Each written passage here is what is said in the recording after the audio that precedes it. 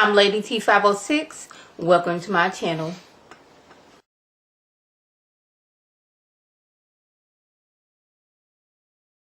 Hello everyone's. I am here for the Have and the Have-Nots Season 6 Episode 4. If you're new to my channel, welcome. If you're returning, you a family member, you one of my peoples, welcome back.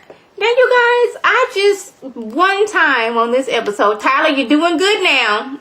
Don't disappoint me again. I only side-eyed him one time. Maybe two times. But let's get into it. So, Charles, he is feeling the pressures of being the president-elect. Like, I'm no longer myself. I am no longer Charles Obama. Shout out to Random TV Reviews. I know that is not his last name, but we're going to continue to call him Charles Obama over here on this channel over here. He is no longer Charles Obama. That's my husband in the background laughing. Don't pay attention to that. But he is no longer Charles Obama. He is President-elect Charles Obama. Like, he just, like, wants the days where his kids can go to a park without Secret Service. He can go to a restaurant without a Secret Service. He can spit on the ground without Secret Service being there or somebody taking a picture like, ooh, snap, look what the president doing. He's spitting on the ground. I would like to just be able to walk down the street and just be Charles Obama, just regular person. It's like he's feeling all that pressure. Like, his friends is like, oh my goodness, you're President-elect Charles Obama. Even his mama, oh my goodness, you're Charles Obama. No longer her son, but you President-elect Charles Obama. He's stressed out. He's going through some things. He's like, man, I'm just reminiscing about the time I had with Candace and how she made me laugh, how she made me feel. I missed that, but I know the girl can't be helped. Like, I tried to save her, but she don't want to be saved. Like, we done cleaned up her and all her history. We did clean it up, didn't we? Yeah, we cleaned her up, but like, we cleaned up her image to the world, but she can't clean up herself to be better, and I just can't help her. She can't be helped. Veronica, she's at the house having her a waiting to exhale moment, looking at old videos of her and David on their wedding day. Well, RK is laying in bed with her. Now, I'm just gonna say this. RK got a death wish out on him. But like, Candace told him, Veronica's not the one you want to try to work over like that. She not the one. You know, she not new to this. You know, she true to this. Don't mess with her. But RK, thinking he know everything, is trying her oh so well.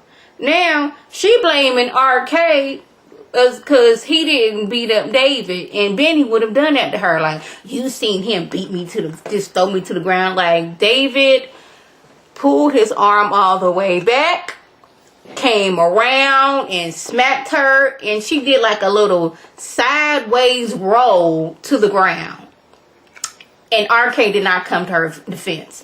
You didn't beat David's tail like you should have done, being the man sitting there next to me. Benny would have done it, but Benny is stupid and Benny would have got beat up. We've seen that before. He got beat up by David when David, cut out, like, messed up the phone line till they told y'all, and Mitch had to call, Grandma Malone to get things handled. Benny, he all talking about, yes, he might be an X-Men out here because he has survived and come back from death several times, but he not no fighter like that. He couldn't have taken David on, and David got some years on him, but he not. And I'm just saying, RK giving her all kind of lip. He talking about, why don't you just shut up? I'm trying to go to sleep over here. And she's like, okay.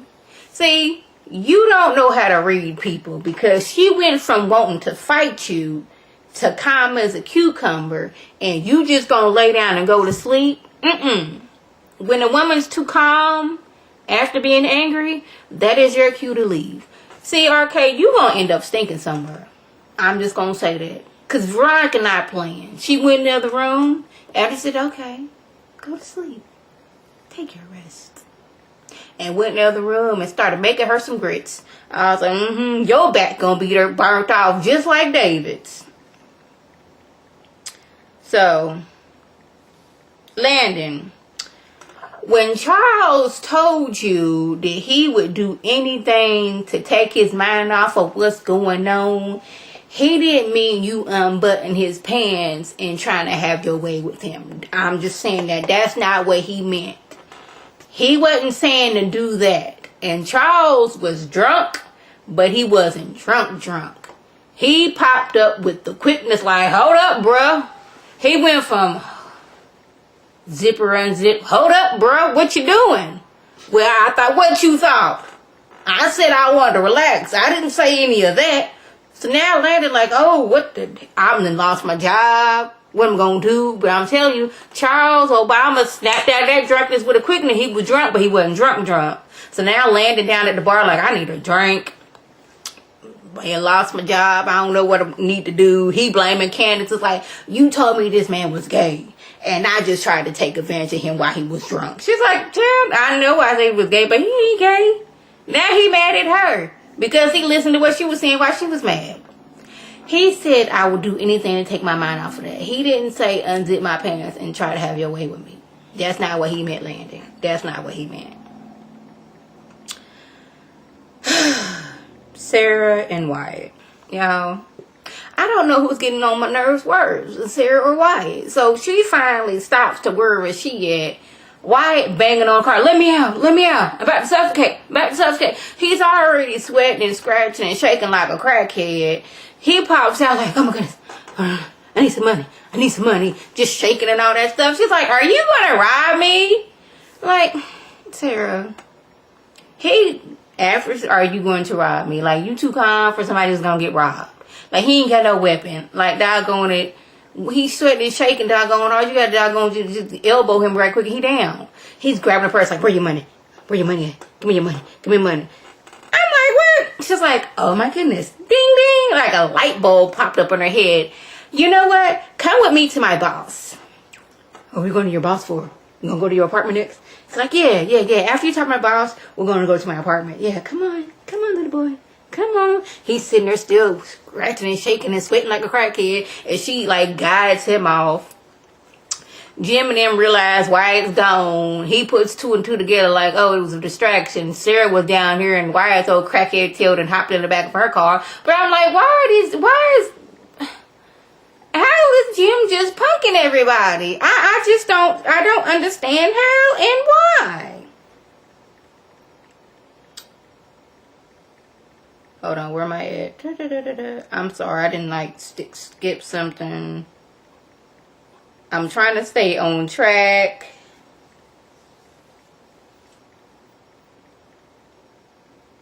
Okay, that's where I'm at. I'm sorry.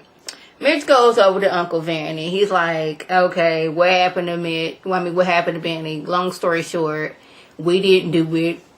Jim Cryer, he set up the stabbing by the surgeon. Surgeon, he know how to stab you where you're not gonna die. It was just a warning, like, you have my $8 million, so therefore give me my money. Now, they know that, now the Malone family know that Benny has this $8 million in his account. And they're like, okay, he got this $8 million. He don't have the decency to pay us the interest. Mitch didn't know anything about this $8 million. But they can't get the money because Hannah don't want to give it up because it's not their money. I'm like, what else you got to do? This man had already got stabbed. So hopefully Mitch lets him know, look here. Jim put this hit out on you. My family wants the rest of your money, so just get that little interest out, give it to my family, and give it back to the Cryers, and we can just call it a day. Or Benny's going to continue getting stabbed and continuously going to come back to life after like an hour of surgery and up and walking within a few hours. Just do it for me. Can you please do that?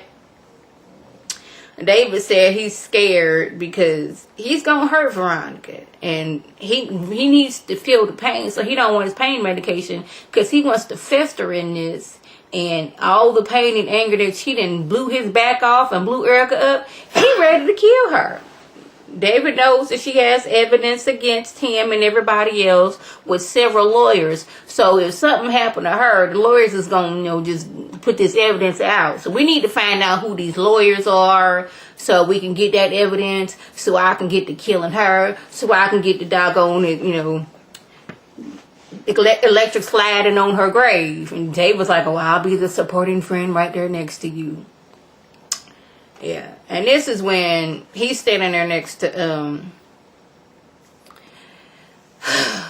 Catherine. And now I'm getting so annoyed about Jim just punking people and just hitting people and just saying anything all out the side of his neck to people. Ain't nobody doing nothing. He talking about Catherine, shut up. She's like, tell me to shut up again. He was like, shut up. And she throws a drink at him. I'm like, girl, you should have took that drink and bashed him in the head with it. Throwing a drink? Girl, child, what is this? This man then called you fat every way from Sunday.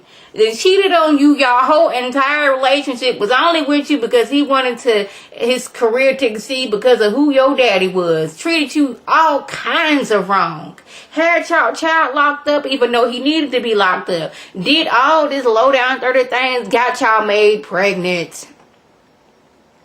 And you just gonna throw a drink at him? But why ain't we bashing him over the head? Girl.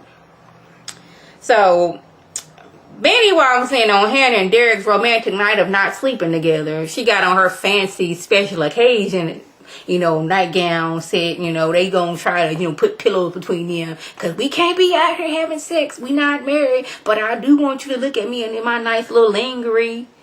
Shout out to Rocks. And not that old moo I done had for the past 12 years when Benny walks in. Now, I was like, I said this before. If you want Benny to get better, have him walk in on you and Derek while y'all finna have sex. That'll get him right together. He walk in, kicks Derek out the bed and gets in the bed himself. Like, where'd I do that at? You so tired, you so in pain, but you got up out your bed to come in the bed with your mama and kick her boo out. Really? And he questioned her like, where you got that on? You be having that 12-year-old moo on. You trying to walk around here in your sexy lingerie, mama? Madison, you have a death wish out on you.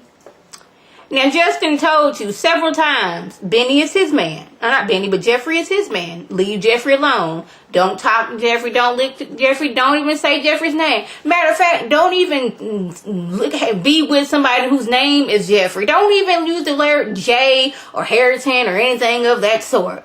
But you over here trying to get into Jeffrey's pants at his daddy's house. First of all, y'all don't even know each other like that. Yes, y'all was up there kissing upstairs, but y'all ain't know each other. Now, granted, Benny did kind of get with, Justin, and he didn't know him like that. But, lessons learned. See how that went. He done went crazy. Like, every man he done got with and went crazy out here.